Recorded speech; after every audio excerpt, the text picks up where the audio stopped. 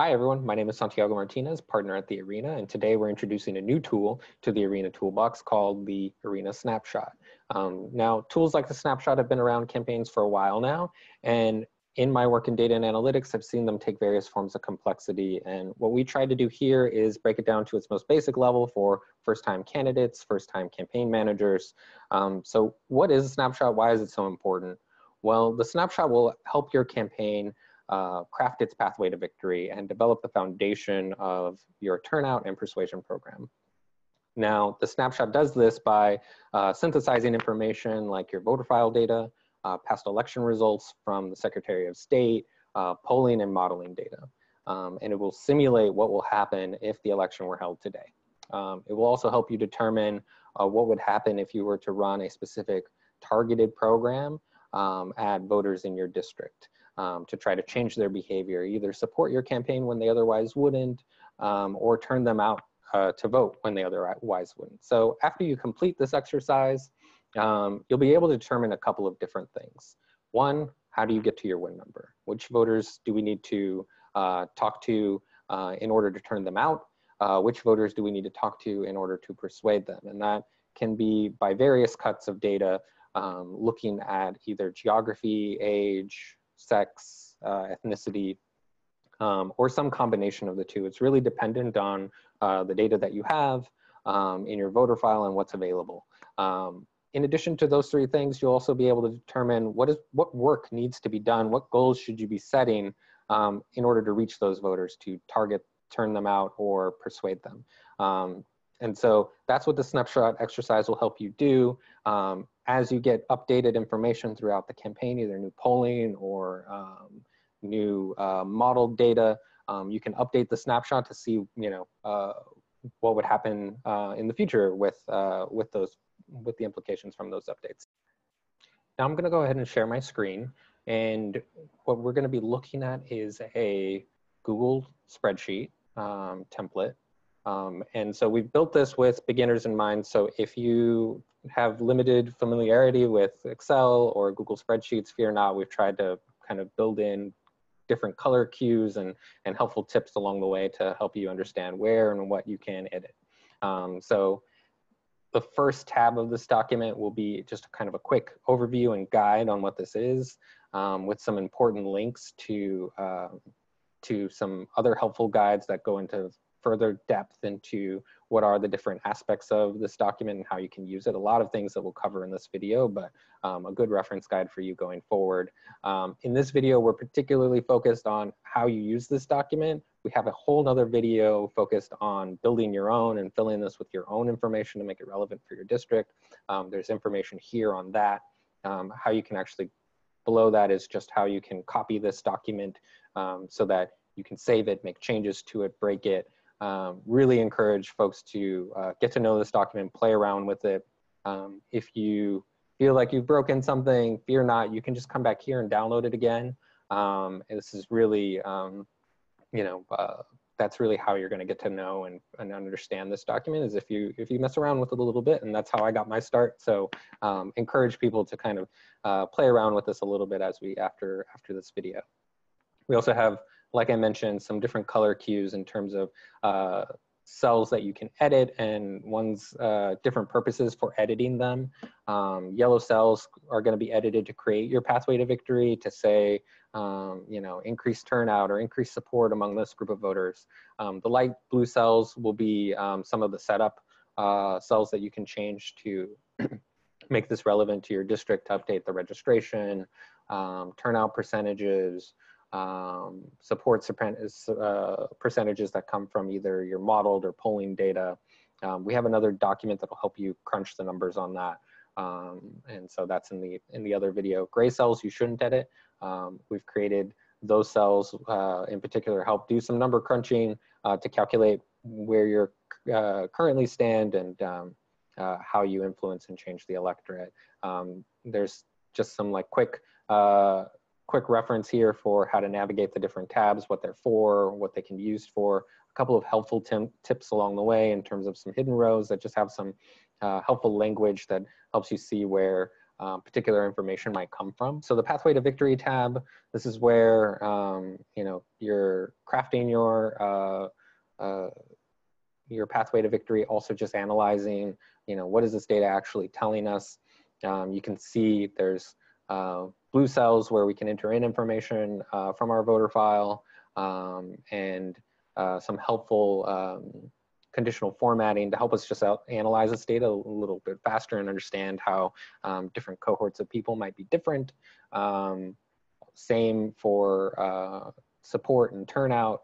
You can see that color coding here. And then in the cells right next to it is the yellow cells where you can actually override the support or turnout numbers in the columns directly to the left of it. So that's the snapshot tab, and we'll come back to this in a second and go over it. Then there's the district overview tab. This is where some historical information will live that you'll most likely get from the Secretary of State. Some of it will be just information that might be key dates, things that might be important and impact particular programs that you might try to do. If there's ID requirements, maybe a particular population that you're trying to do outreach to, you need to make them more aware of those laws and make sure that they have IDs before. If there's early vote, that might be helpful in terms of how easy it might be to try to convert voters from non-voters. Absentee, if there are any excuses that are necessary, or if it's no excuse, how difficult is it going to be to try and get people to vote absentee, if that's something you're trying to do. Below that, there's just some helpful information in terms of past election results. You can come in and enter this in. Past election results for your district. We encourage people to look at elections that were most similar to this one that's coming up. We know 2018 is kind of a crazy year with crazy dynamics, but the most similar election to this in recent history is 2014 and 2010. And so looking at those election results in particular can be helpful in looking at how many voters might turn out in a similar type of setting. And can be helpful in kind of setting the baseline and parameters for what you might be expecting with regards to turnout in this type of election scenario. So as you craft your pathway to victory and change what turnout looks like, you can use this as a good gut check to see, are we within the bounds of what's possible? Are we saying that we are exceeding turnout to historical levels, not seen even in a presidential year? That can be just kind of a good final check once you craft your pathway to victory. I also encourage looking at other types of races, whether it be national or statewide, to also be able to provide a check. Sometimes if a district hasn't been competitive in a long time, it can be really challenging to see like how competitive is this district. So looking to other races can be helpful. Especially at the presidential or statewide level, to just see how other Democrats or other progressives have performed. And this can really be illuminating in terms of, for this specific district, how did those candidates perform in this district? So again, this is kind of a reference sheet, but really important to kind of getting your head in the right space to really understand the dynamics of this district and what's happened overall. So going back to the Pathway to Victory tab. Once this is all filled in, and again, we have another video on how you fill this information in. The top of this document, and I'll zoom in a little bit, the top of this document really shows what does the current voter file look like.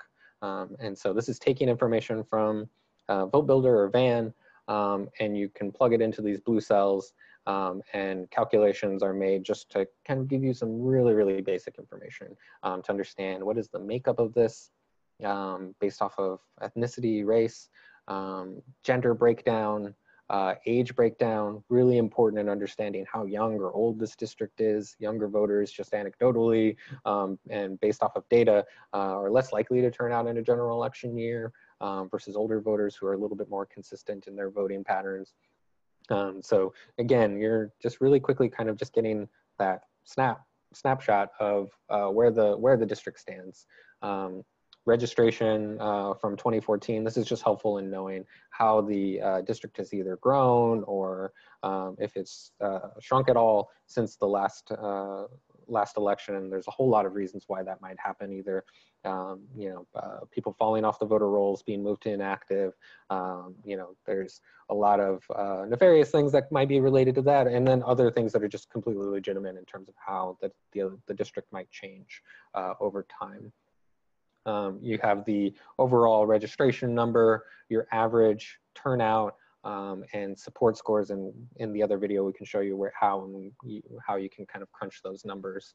But again, kind of sets that overall baseline of like, how likely is this district at all, overall to turn out, and how likely are they to support Democrats based off of some modeled data that we have.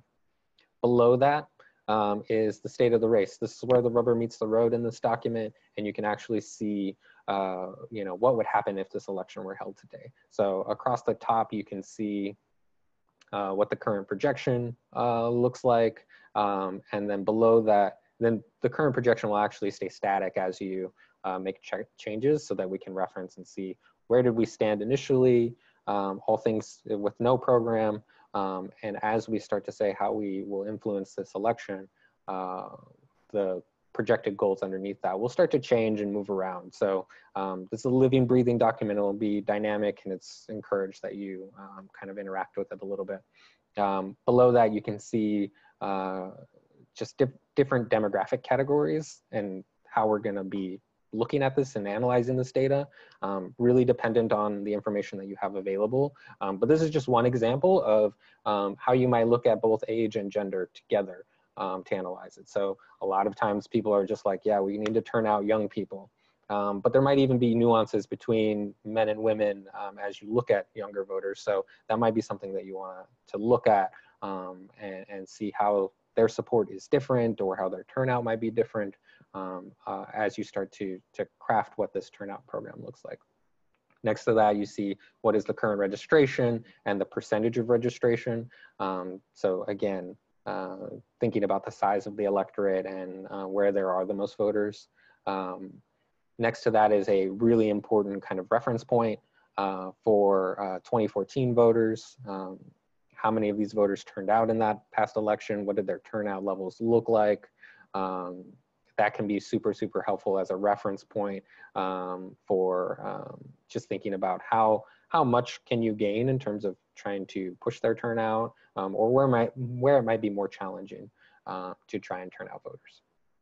Next to that is the turnout score area, and this is where we're looking at modeled data from the voter file on their projected using past vote history, all of that, to project who might turn out in a 2018 scenario. And we use the kind of different shades of green. Darker shades of green means they're more likely to turn out. So as you notice, as we move into the older categories of voters, those numbers dramatically increase. And so again, this is where the conditional formatting is really helping us in trying to just kind of get some quick information in terms of how these voters might be different. Next to that is the support section, where we can plug in the overall support numbers based off of either polling or modeled data. We have video again that will show you how to calculate all of this, but plugging it in here, and you can see start to see some of the dynamics between, let's take older voters, for example, much more likely to turn out, much less likely to support Democratic voters here, in this case, in this fictitious district that we're looking at. And so again, you can start to kind of see how these voting groups are different, and you can start to use that to start to understand how you might try to influence or change behavior among those voters. So again, the yellow cells directly next to those different score categories can be used to override the data in the cell directly next to it. So say, we're saying that that women ages 18 to 29, under 30, they're turning out at 24%. We really want to try to increase that percentage, maybe among young voters across the board. And we want to get that to 30%. You can start to see as you plug in those numbers, now we're starting to get some movement here, compared to here. These numbers were previously the same, now they're different. We're starting to chip away at that. Also, directly above the turnout area, you're starting to see the number of voter targets and conversations needed change. That's calculating the number of voters that we're actually going to need to move in order to make a change in behavior, to really increase this for voters under 30. And so you're starting to see these dials start to move. If there's an area where we are trying to do persuasion and trying to increase percent support, so maybe we want to go from 55 to 60, maybe we want to, for men age 30 to 49, maybe we want to try to get that up to 55, get them across the board. Yep. Yep. And you can see the area here changed just a tiny bit, and we've actually now exceeded 51%. So this section here is trying to calculate, you know, how far away are you from 51% in this district, and then along the way, as you make changes, how are you chipping away at that, getting closer, and the conditional formatting here will change to green when you get to your 51%.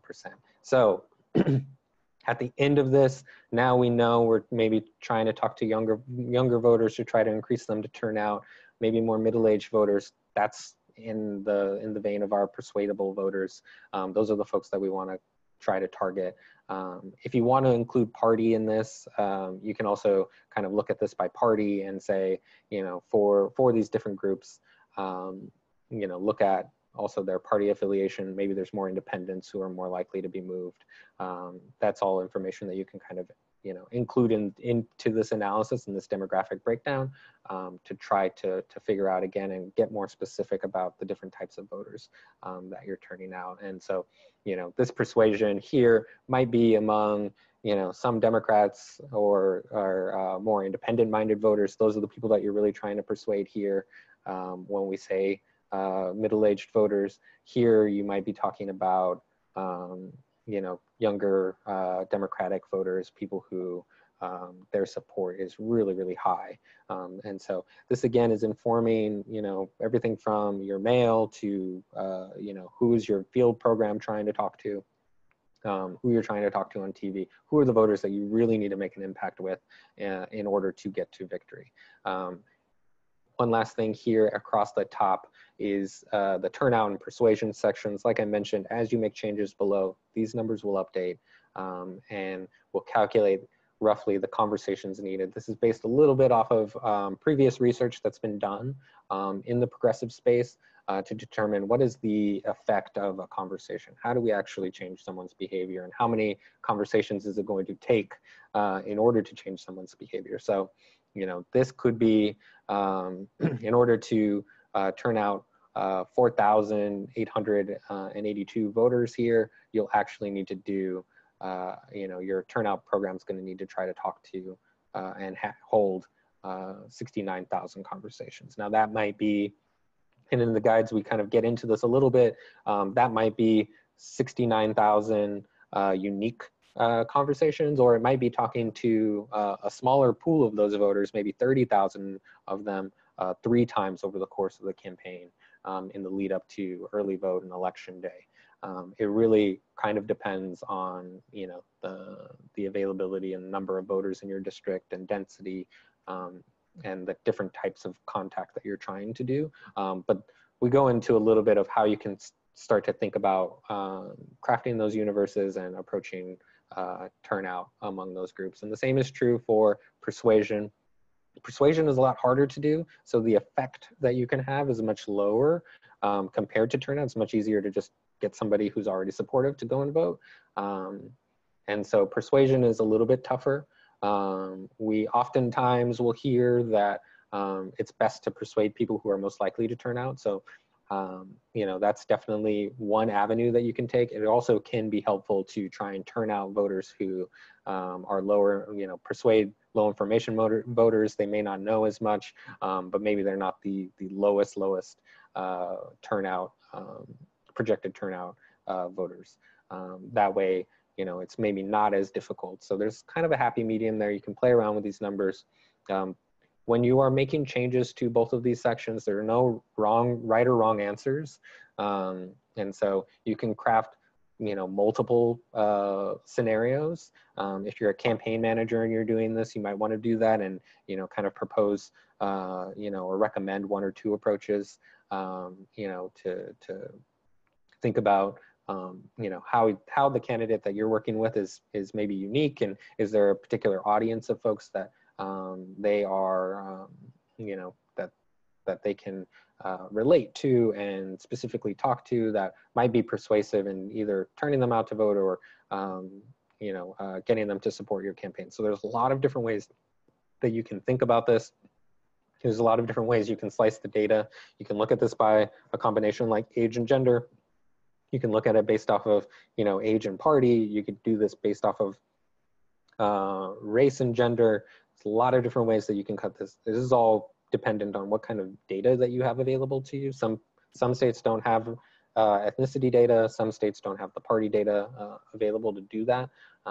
If you, know one part of your district, geographically is, a younger part of the district, or economically, in a different place than the other part of the district, you can also use geography, as a divider here to look at voters and try to analyze how the campaign might talk to them differently. I'd also encourage folks to take a look at their messaging and say, if we are trying to turn out voters, what are we saying to those folks? What are we putting in those scripts to try to talk to them? If your campaign doesn't have anything that speaks to younger voters, maybe, trying to figure out what those messages are can be helpful. So that is the snapshot. I will stop sharing my screen. Thank you for checking out the Arena snapshot, and wish you the best of luck in crafting your campaign's pathway to victory. And we'll see you next time. Thank you.